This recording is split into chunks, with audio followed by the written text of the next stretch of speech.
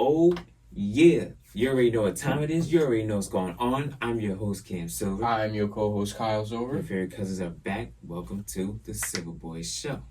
Now, Sir. Kyle, Summer League is, doing this thing over in Vegas right now. Mm-hmm. Team USA is doing their thing over in, where they in? Dubai. Dubai, yeah. Dubai. Because those games are really early. Yes. Super early. Yes, 12 o'clock in the afternoon. It's actually pretty early. NFL training camp. Rookies have been reporting to training camp all over the league now, and we're just getting into it. Yes, sir. Some seasons are starting to get underway. Football season starting to get underway. Basketball is still making their runs. In the USA and the Olympics and whatnot. Mm-hmm. So we got a lot to a little thing to talk about, especially in the NBA too. Oh so, yeah. So let's start there. So Jalen Brunson signs a $156.5 million extension with the Knicks. Mm-hmm. He left $113 million on the table. If he had waited another year, he would have also got that $113 million, but he decided to sign now. Mm-hmm. The deal will cost Brunson $37.1 million over the next 3 years. Comes with a fourth year player option that could set up Brunson to recoup and get the rest of that $113 on the 4 year, which then by that time in 2028 he'll be making like $323 on the extension, or a 5-year deal with $418. Talk about doing somebody right, like for real. Because when you able to when the organization is able to let you recoup what you may have missed out on, when they let you recoup on that later on down the line, instead of having it early. But the benefits of not having it early is the fact that you could go out and you could go get Mikal, and you could have Mikal for the next 3 to 4 years. Correct. You could sign OG to that 5. You can sign, other dudes that, may want to be in there, may not want to be in there, or trade other guys, get certain assets, or even just some draft picks or whatnot, for down the line.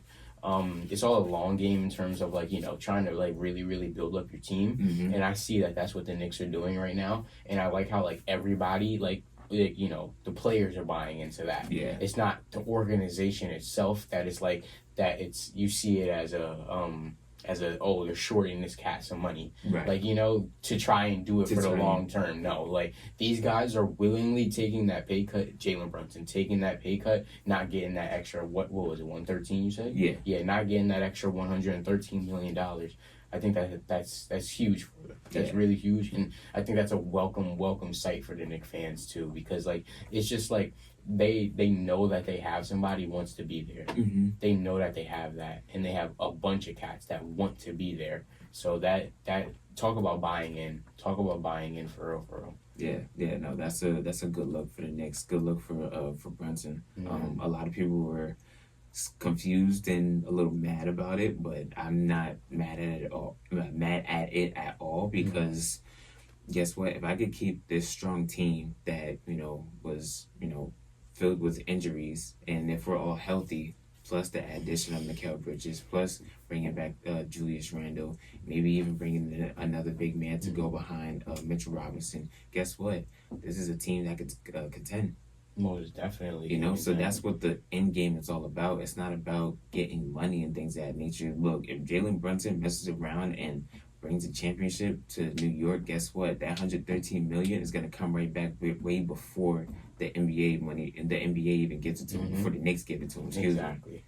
Because guess what? That's all just going to be endorsements. That's all. New York by themselves will give him that money. New York by themselves, endorsements, commercials, all of it. He'll get that back within the next 6 months if he wins a championship. Exactly. So he's literally not missing out on anything. Mm-hmm. So I think that this is a good setup for all of them, for, like you said, for them to go on a deep run for the next 4, maybe 5 years. So yeah, it really depends on Julius staying healthy, OG staying healthy. Mm-hmm. Even Brunson and Josh Hart, being healthy, because they played long minutes, over the course of this past postseason. Right. So that's a lot of wear and tear. On the body and whatnot. Yeah. But I'm not concerned. Yeah, no, I'm not concerned either. It's also the reason why I think they drafted someone like Tyler Collette. Yup. who has been doing his thing with the Knicks over in the summer league. So I think that's the reason why they draft him, someone to come in and get a good relief for Brunson. You still got Deuce on the bench who could still give you like a solid 9 to 12 points a game, like needed 9 to 12 points when you need those points. Yeah, so like they got people there that are like that they can do what they do and they can still like be able to like actually like they have an identity is what I'm trying to say. Correct. The Knicks have an identity.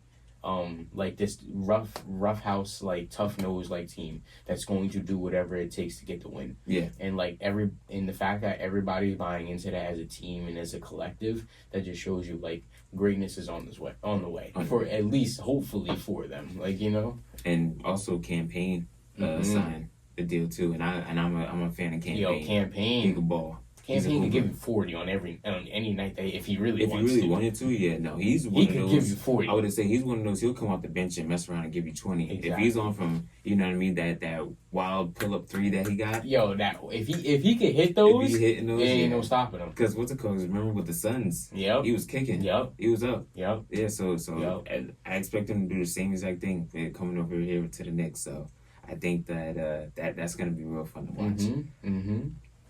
But yeah, we're getting into it with Team USA. Yes, sir. Now they're officially 3-0 in exhibition games. The Australia game, that one it wasn't something to worry about, but it was something to keep an eye on. FIBA is different, like we talked about last episode.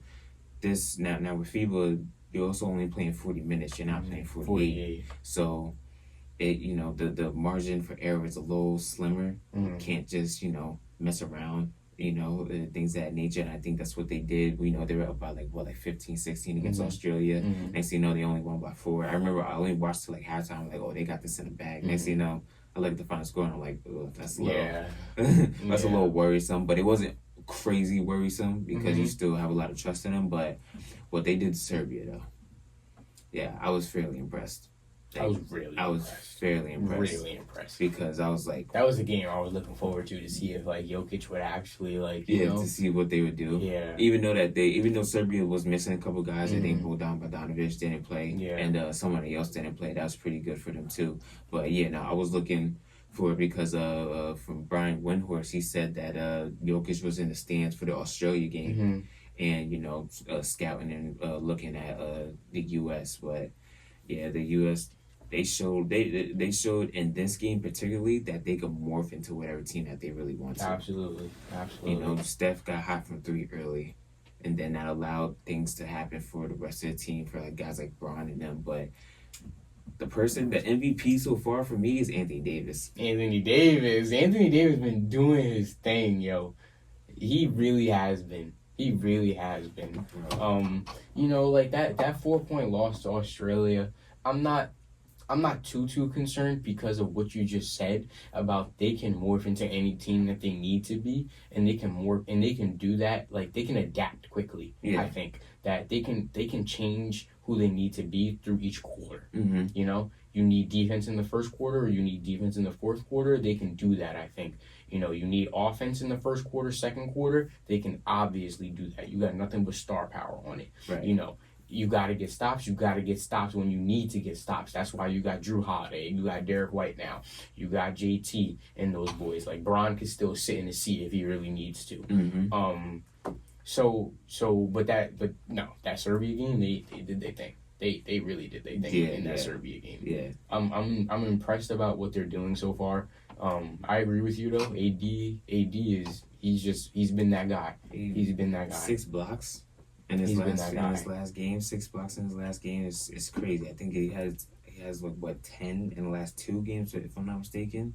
Yeah, that's nasty. Nah, what he's gonna be able to do to that FIBA competition, just himself alone, will be like, it's truly just gonna be masterful to watch, just in and of itself. Yeah. Because AD has been part of that team since he was young. Yeah. He knows about FIBA competition. He knows, like, what it takes. He knows about all the ins and outs of these things from when he was, like, 18, 19? He was 18. So when he first came in, it was, what's it called? I think he was the first one.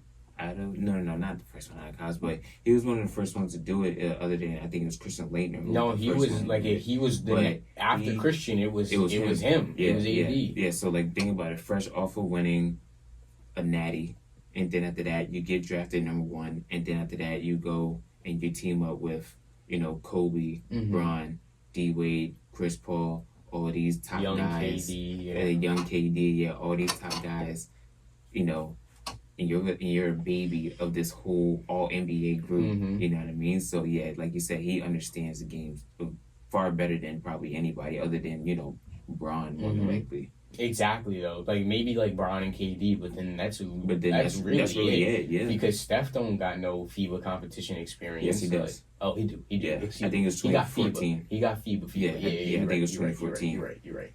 But with the World Championships or whatever that was. But yeah, I think he's really the only one. Other than that, everybody else, I want to say, was probably, when you're a top recruit and you're on the U17, U18 teams coming in, you're probably on those teams. But yeah, other than that, no one else really has, like it's still even taking Joel Embiid, some time to adjust. But he is also still doing a pretty good job, just being there, just having a presence there. And he did fairly well against Jokic too. But yeah, no, the way that Bam and AD are coexisting together, that's a struggle. That's a struggle for a lot of teams. Yeah, no, most definitely. But that's the way it should be over here in the U.S. Like we got the best athletes for a reason, and we've always had the best basketball athletes for a reason. Correct. There's I'm actually like so happy that all of these guys are so bought into it.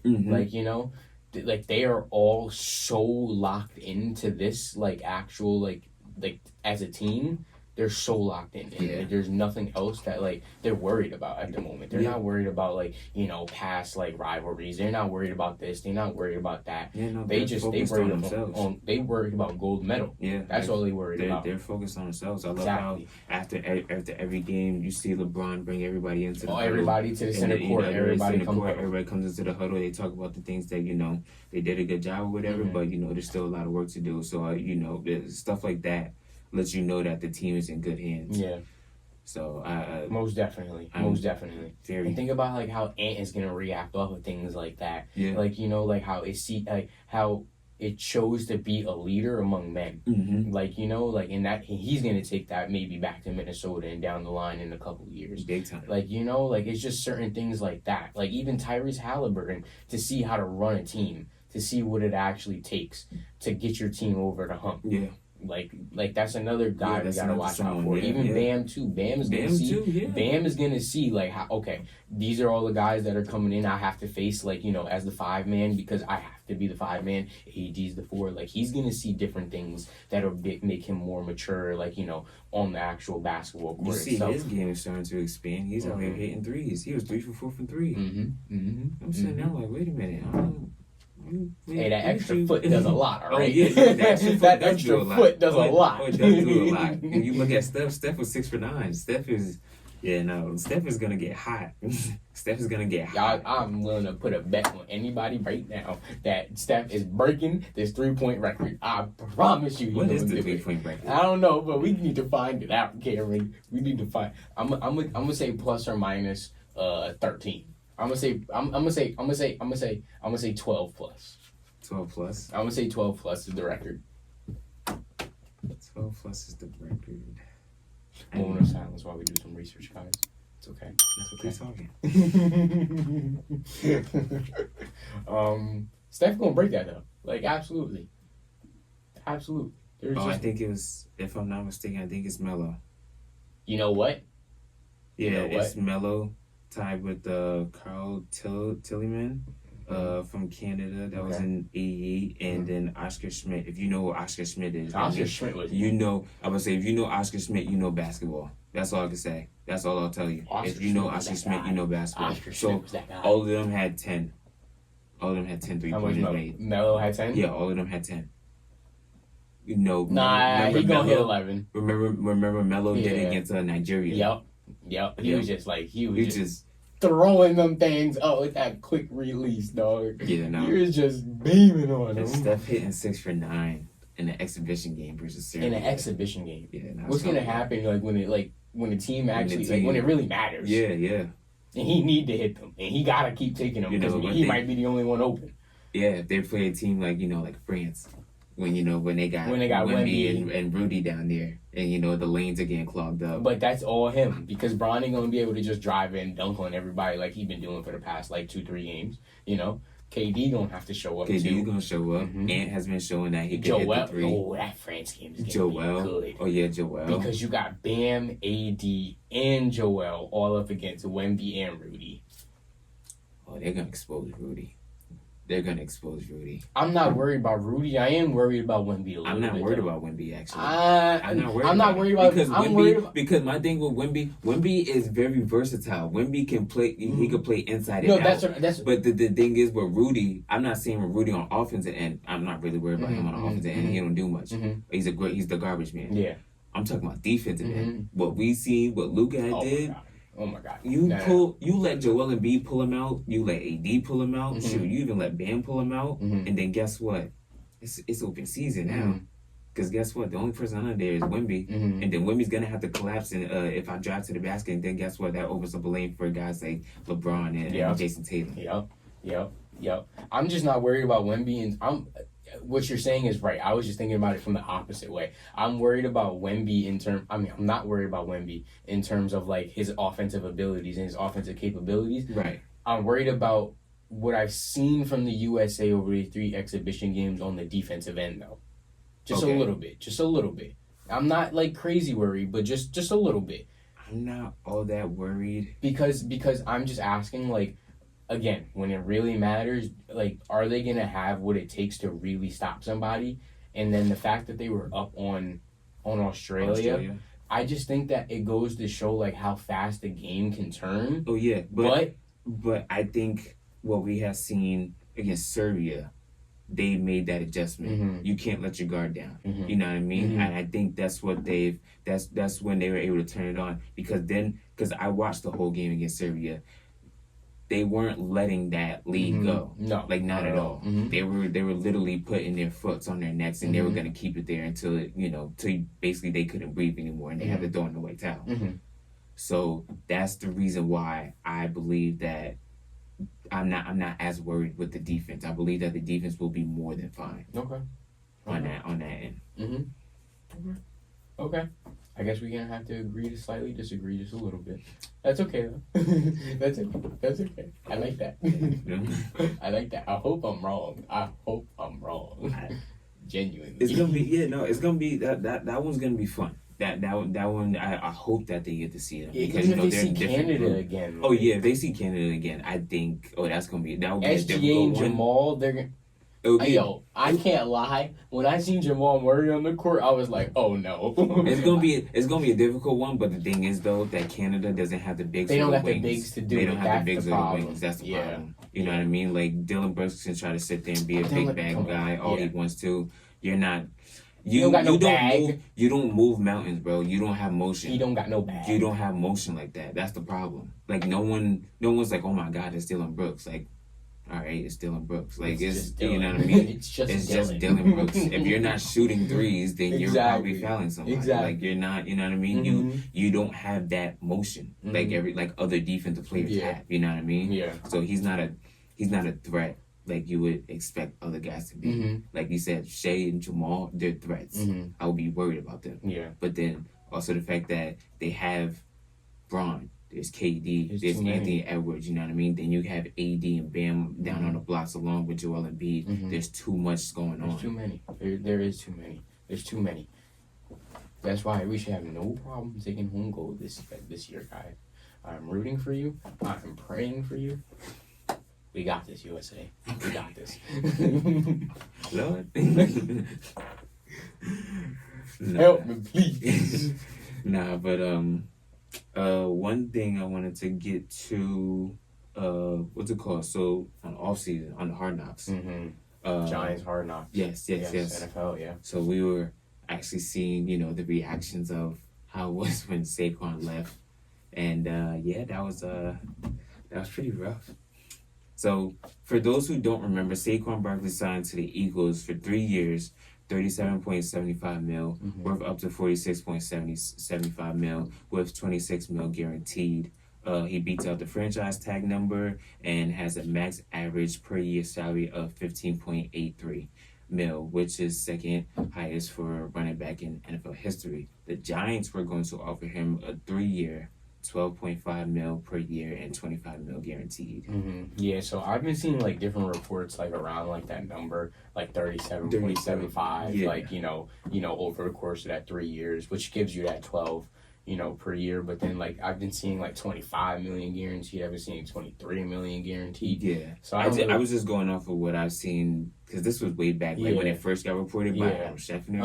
So yeah, that was what I was going off. Yeah, but it could. There's been like a couple of reports that like I've been trying to keep up with. Yeah. Like that, like Jeremy Fowler was saying, like it's like 23. It was actually 23 million guaranteed, and then but think about how the Eagles gave him 26 million guaranteed. It was only a $3 million difference. Yeah. But just in terms of like actually like witnessing like what was going on in that front office, of how John Mara was even just like looking disgusted and just like appalled and shocked. But like I want to be, I really do want to be mad at Saquon, but I'm not. Like I can't be. No. As a Giants fan, I want to be mad at Saquon. As a human, I can't be. Because you got to go where you're valued. You got to go where you're valued, plus you're a running back. You don't know how long you have in this game. He's what, 27, 26, 27, I think? Yeah, he's approaching 30. Yeah, no, I think he's 27, if I'm not mistaken. I think he's 27 as well. It's just like, so I can understand why you had your reservations about him, but then also, too, it's like, this is the last year for Daniel Jones. And I hope they all know that. Oh, yeah. I really do hope they all know that. I really hope Shane knows that. He probably got about 7 games max. Well, think about it. You got Drew Lock on that bench now, backing him up. So it's like Drew Lock is gonna take most of the first team reps before Daniel Jones even gets back out there. Yep. Like we said, training camp starts. Yep. Drew Lock will be getting those first team reps then, yeah. Because Daniel Jones is still coming off the injury, yeah. So that'll be really interesting to see, especially like those first like 2-3 weeks of the season. But you can't. Oh man, just hearing more news about like John Mayer even being disgusted about Saquon leaving. Yeah, and he is like he's not gonna like. Is he gonna stay in the division? Like he was asking those questions, And he was probably completely blindsided. I'm sure Saquon was probably blindsided by it. Oh, yeah. Like the fact that the Philadelphia Eagles were actually offering him this money, because I've seen the Bears were also offering him like a significant amount of money too. Yeah, before they took but Swift. they took Swift, yeah. But I don't know, man. Who got Devin Singletary now? Devin Singletary, that's a good question. Because it was Saquon, it was Swift, and it was Singletary, who were like the 3 like top running backs in the market. Okay, so they did sign him. Excuse me. Yes. Okay. So like that's somebody like that you can rely on like in the back end too. So like Singletary's still that guy. He's still like good. Don't get me wrong. He's still tough. 26 years old. He's still. But go. Versus Saquon, it's like it's like. You want a penny or do you want like a nickel? Do you want 5 pennies or do you want 5 nickels? I don't know. Like just like it's whatever at this point.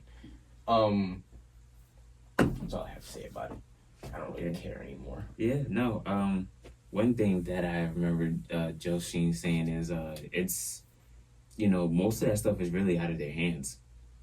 It's up to the player. Yeah, all I can do is offer you something. That's the best I could do. I can just offer you. I can just put out a number out there, and it's really gonna be up to you for you to accept it. You and your agent to figure that out. And like you said, it's hard to be mad at Saquon because you just want to go somewhere where you're gonna be valued. You want to go somewhere where you're gonna win. As much as it'll be cool for me to be in the Ring of Honor or whatever. At the end of the day, I don't want a Ring of Honor. I want a Super Bowl ring. That's the only ring that matters. You know what I mean? The Ring of Honor, that's cool. But I'm not gonna parade that around. Exactly. That's not gonna put us on a parade in the city. Now it's gonna put us on a parade in the cities if we go get a championship. So And I think that's also another thing that was ultimately thought about too. You would rather go to a team that's already set where it's like, okay, they need a piece, I can be that missing piece. You know what I mean? Yeah.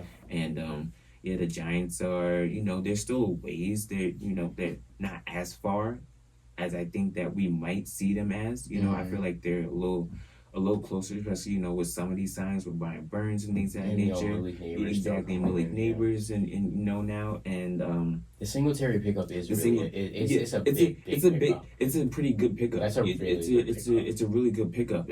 Someone that's active, someone that can he can give you some yardage. It's not somebody you're not going a lot of tiers down the ladder from Saquon to Singletary, right?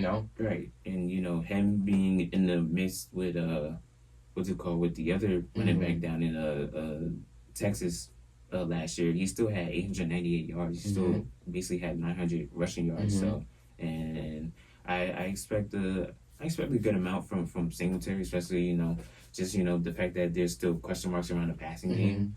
So. But I guess the most important question is honestly speaking, is where do we have the Giants right now, at least finishing? Do we have them in that wild card position?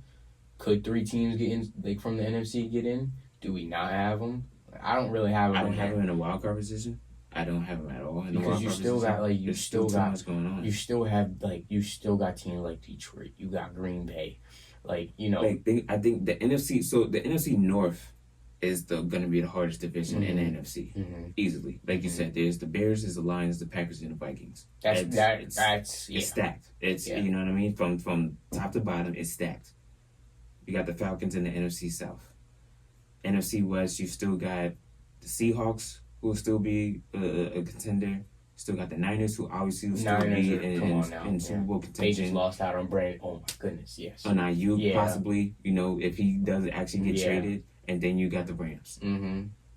Matthew Stafford and them boys. Exactly. Matthew Stafford could still go out there and throw for 5,000, 6,000 yards. With Cooper Kupp and Puka Nacua, exactly. What I mean? And Kyron Williams still there. The offense is basically still the same. It's just the defense that you got to worry about over there. The Cowboys, we're not worried about them, but we know how they are in the regular season. So that's... They're just a solid... They're just a solid regular season. A solid 12 wins. Exactly. So that basically right there is already a playoff spot. The Eagles, we already know the Eagles will more than likely bounce back from what happened to them last year. The Commanders, that one will be a question mark only because of, obviously they have a rookie quarterback and they have just a bunch of new people. Yeah, it's a lot of experience that still needs to be built on that Commanders side. Exactly. I can see them by the end of the season, starting to make noise. Yeah, I can see that happening. And then, like I said, now that just leaves us here with the Giants with the big question mark, and it's like I don't really know. You know where the Giants have stayed as for a very long time, even keeled, monotone, just here, the entire time. But we just talked about the Commanders. The Commanders have also been been like this, right? Yeah. But now look at them. You could get them to start going up a little bit. Yeah. And I think that's just solely based off the belief of Jaden Daniels. Exactly. But think about it. You sign that quarterback, you sign that guy that's going to get you there, you truly, truly believe is going to get you there, everybody else is going to buy in. Oh, yeah. Everybody else is going to buy in. They have no choice but to. Ain't nobody buying in Dan Jones. Yeah. Let's just be honest, guys. Let's just be honest. Yeah. I'm sorry for the Dan Jones hate, but I'm also not sorry. I'm not. Not at all. It's all love, though. It is what it is. Oh, right before we get up out of here, Caitlin Clark sets a new assist record for the WNBA with 19. Jeez. I didn't know we was playing my career. 19. My fault. Hey, look, man. If she didn't lock up that rookie of the year already, she might have locked it up now. I'm not gonna lie. You really think so? Bro, do you see her lead? Hold on. Let's go. This is where I'm gonna tell you where the lead is. Go to the sports bets books and see where the lead is at. Okay. All of them have her over minus 2,000. Jesus Christ. It's not even a debate at this point. It makes sense. You know what I mean? It's Angel been doing her thing. I know, though. but Caitlin Clark is literally gonna be the first WNBA player to average 15, 5, and 5. Mm-hmm. She has the most assists in franchise history. She's gonna have the most assists for any rookie. Those are big numbers. You know what I Those mean? are big Like she's numbers. setting, she's breaking a record almost every day at this point too, along with Angel Reese, who was doing it with the. She got what 15 double doubles in a row. In a row, yeah. But I'm not mad at that. But I'm just saying, like, it's. A lot of people find it more entertaining to watch Caitlin than watching Angel Reese right now. I think that's also a big part of it too. I agree. But that's just how the game goes, though. It's all about numbers, right? Basketball, it's all about the numbers. Hey, media, everything else, it's all about the numbers, right? Yep. Come on now. But that's it for our show today. I hope you enjoyed just as much as we did. Till next week. See you later. Thank you. What's going on, everybody? It's Cam Silver from the Silver Boys. If you like our content, subscribe to the channel and like our videos. Thank you for watching.